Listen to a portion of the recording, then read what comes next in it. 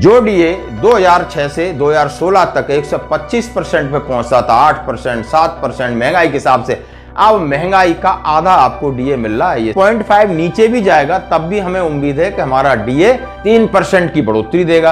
अब 3% की बढ़ोतरी देगा तो हमारा डीए 1 जुलाई से 58 सीधा सीधा हो जाएगा, क्योंकि सरकार ने फॉर्मूले में बदलाव किया और इसी फॉर्मूले को बदलने के लिए कर्मचारी संगठन लगातार कोशिश कर रहे हैं कि बहुत सरकार ने 10 साल आपको पानी पिलाया है, आपने देखा होगा किस प्रकार की मेंटालिटी लेके आए। जब से आए वो कहीं ना कहीं फिल्टर लगा रहे हैं, पैसा ज्यादा न जाए, पैसा हमारे पास रहे। जय हिंद दोस्तों, जैसा कि आप सभी जानते हैं कि 8वें वेतन आयोग को लेकर के अभी 3 पक्ष मीडिया के अंदर कूद चुके हैं और एक है, आप समझ सकते हो, यानी सरकार क्या कर रही है। और ये जब से मामला शुरू हुआ है 21 और 22 को लोकसभा और राज्यसभा में सरकार के ऊपर दबाव बना गया। उधर जेसीएम स्टाफ साइड ने कैबिनेट सचिव से मुलाकात कर ली, यानी जैसा जैसा कि 2026 नजदीक आ रहा है, 7वें वेतन आयोग का कार्यकाल दिसंबर में खत्म है, उसके बाद 8वां वेतन आयोग आने ही आना है।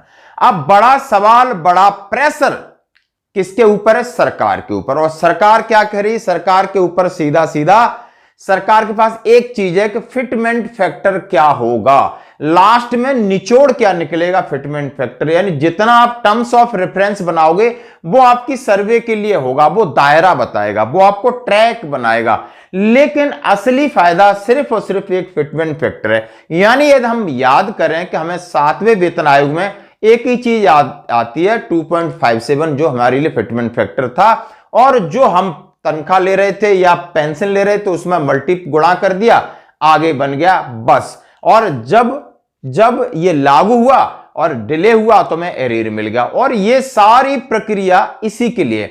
अब सरकार ने एक तीसरा पक्ष छोड़ा है जो सरकारी एजेंसी बोल सकते हैं, जिसमें हमने बात की एम्बेड कैपिटल की रिपोर्ट और कोटाक, ये फाइनेंशियल फर्म है, फाइनेंशियल कंपनी इस तरीके की सर्वे करते हैं, एनालिसिस करते हैं। अब इन्होंने एक सिगुफा छोड़ दिया, अब सिगुफा छोड़ दिया कि आपका फिटमेंट फैक्टर आज के दिन 1.8 और 1.81 के आसपास रह गया है, जो कि बहुत ज्यादा स्टेबल चला, 1.92 चला, उसके बाद 2.1 चला, यानी 2.08 या 2.1 चला। अब बात डिमांड थी 3.86, 2.46, 2.28, अब वहां पर कोई बात नहीं कर रहा, अब धीरे धीरे नीचे आ रहा है। आखिर हम बार बार बात कर रहे हैं कि ये फाइनेंशियल किसने अथॉरिटी दी। अब जितने भी एनालिसिस कर रहे हैं इस प्रकार की, इन्होंने उनके एनालिसिस से कर्मचारियों को थोड़ा झटका लग रहा है, और हम भी पेंशनर हैं, हम भी उम्मीद करते थे, लेकिन आखिर अब ये जान सकते हैं कि 1.8 के हिसाब से यदि हमारी पेंशन या हमारी पे है, यानी सिपाही से कैप्टन तक की, तो लगभग कितनी बनेगी, कितना फायदा होगा भी या नहीं होगा। तो आइए इसके ऊपर हम थोड़ा बात करते हैं बोर्ड के ऊपर।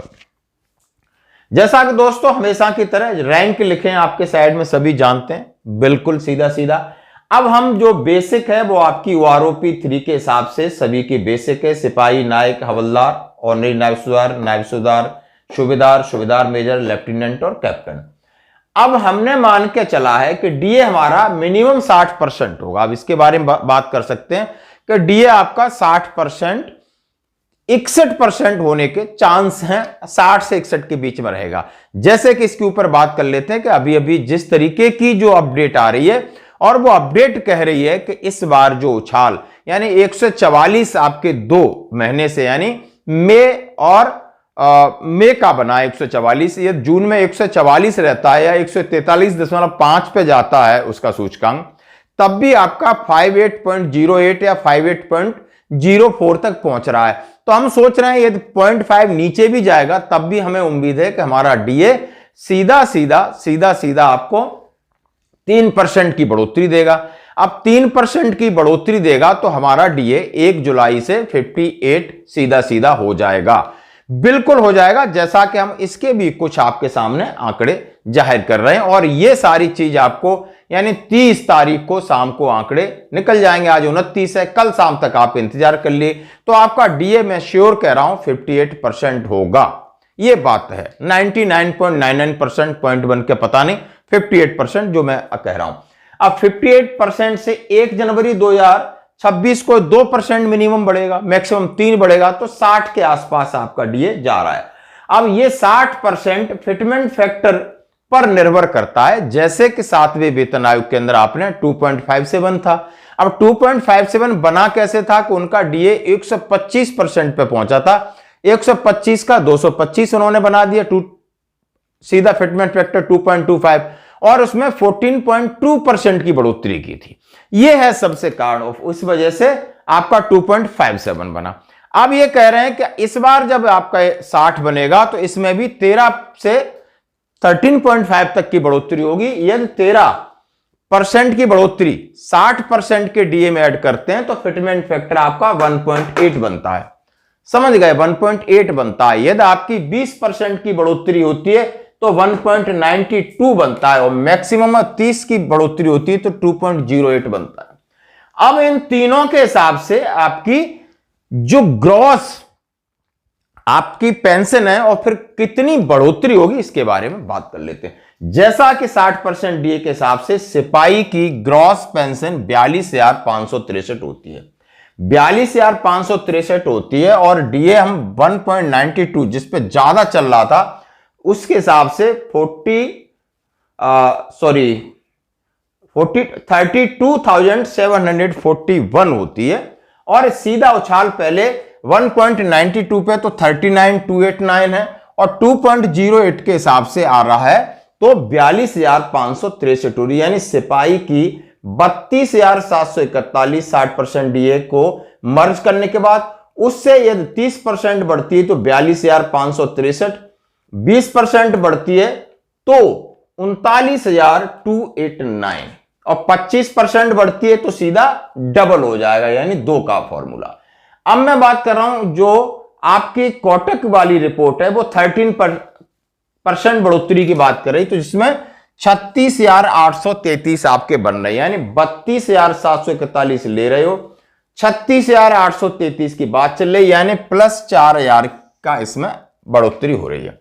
नाइक की देखते हैं जिसकी टोटल पेंशन डीए मिला के 37,712 होती है, और 1.8 से 42,426 हो रही है, जिसकी बढ़ोतरी 4.9 है, यानी 4,900 हो रही है। यदि उसको 1.92 मिलता है तो 45,254, 42 की जगह 45, यदि 2.1 मिलता है तो 49 हो जाएगा, यानी 3,000 यहां बढ़ रहा है, सीधा 7 का अंतर पड़ रहा है, आप समझ सकते हो, और 49 तो 9, तो लेकिन अब ये आप समझ सकते हो 4.9 की बात हो रही मिनिमम। हवलदार की बात कर रहे हैं जिसका टोटल 39,621 था, 1.8 से इसकी 44,573 हो जाती है, यानी 5,000 की मिनिमम बढ़त होती है। 1.92 से 47,545, और 2.08 से 51,507 हो रही, शायद इसके बारे में हम पहले बात कर चुके। ऑनरी नायब सुधार जिसकी टोटल 41,181 हो रही है, यदि अभी जो कोटक की रिपोर्ट है वो 46,328 दर्शा रही है, जिससे 5.1 यानी 5100 की बढ़ोतरी हो रही है, 5,100। यदि 1.92 बनता है तो 46 गए और 3,000 और बढ़ जाएंगे। यदि 2.1 बनता है तो आप समझ सकते हो 4,000 और बढ़ जाएंगे, लेकिन आप समझ सकते हो बिल्कुल कि यानी 41,000, और यदि 53 की बात करते हैं तो सीधा सीधा 12,000 का फर्क पड़ता है, इसमें आपका लगभग 8,000 का फर्क पड़ रहा है, और इसमें आपका 5,000 का फर्क पड़ रहा है। अब ये आंकड़े हमें तसल्ली कुछ करवा रहे हैं ज्यादा। नायब सुधार जिसकी 47,360 है, उसके आंकड़े कह रहे हैं 53,280, यानी 6,000 की बढ़त होगी, 6,000 की बढ़त की बात कर रहे हैं। सूबेदार साहब हैं, आप देख सकते हो, उनकी 50,400 है, उनकी 56,700, यानी 6.3 की बढ़त हो रही है। यदि नायब सुधार को 2.08 में रखा जाता है तो 61 हो रही थी, मैक्सिमम पहले 56 की बात चल रही थी, कितना तो मिनिमम होगा ही होगा, लेकिन अब आंकड़े धीरे 53 पे कर दिया, यानी 6,000 की बढ़त रहेगी नायब सुधार की पेंशन में। सूबेदार साहब की आप सकते हो 50,000 से 56,000, यानी 6,300 की बढ़त रह गई है। बाकी पहले 1.92 के हिसाब से इनकी 10,000 बढ़त चल रही थी, और 2.1 के हिसाब से 15,000 बढ़ती, जो 15,000 10,000 अब वो 6,000 रह गई आके सीधा सीधा। सूबेदार मेजर जिसकी 56,000 है, पहले इनकी बढ़त लग रहा 72,800, आप समझ सकते हो सीधा 72,800, बहुत अंतर था, यानी 16,000 का अंतर था। उसके बाद 67 आप दे सकते हो, 11,000 का अंतर। अब ये अंतर रह गया 7,000 का, यानी 63,000 की बात कर रहे हैं, 7,000 बढ़ोतरी की बात कर रहे हैं, मिनिमम कह रहे हैं। लेफ्टिनेंट जो कि 68,200, तो सीधा 88,600, लगभग आप समझ सकते हो 20,000। और इसके बाद फिर थोड़ा कम होता है तो आंकड़ा फिर इसमें 13-14,000 की बात रह जाती है। अब सीधा 7.8 यानी 7,800, 76,725 पे रुक रहा है। कैप्टन 46,300, जिसकी ग्रॉस 74,000 है। पहले 96,000 चला, 88,000 चला, अब 83,000 पे आके रुक गया, यानी 9,200। मैं ये क्यों आपके सामने फिगर रख रहा हूं, आपको एक ओरिएंटेड हो सकते हैं कि सरकार कितनी तेज है।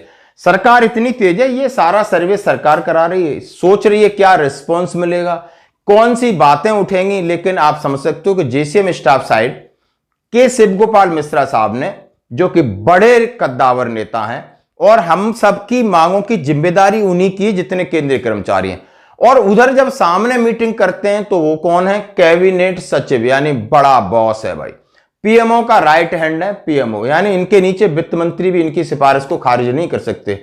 यानी बिल्कुल जी, निर्मला सीतारमण भी उनको हिला नहीं सकती, क्योंकि ये पहले वित्त सचिव थे और इनका प्रमोशन करके काफी क्वालिफाइड आदमी, और सरकार की पेंशन संबंधी चीजों को ज्यादा बारीकी से देखते हैं। तो आप समझ सकते हो बारीकी, और सरकार क्या चाहेगी कि यानी सांप भी मर जाए और लाठी ना टूटे, यानी हाथी के दांत, बड़ा हंगामा, सब कुछ चलेगा। लेकिन बढ़ोतरी यदि इतनी होती है तो बहुत बड़ी कंजूस टाइप की बढ़ोतरी है, और बड़े दुख की बात है कि 10 साल इंतजार किया, इतने पापड़ बेले, और 4,000 5,000, और लेकिन सरकार ने डीए हमें पहले ही निचोड़ के रखा।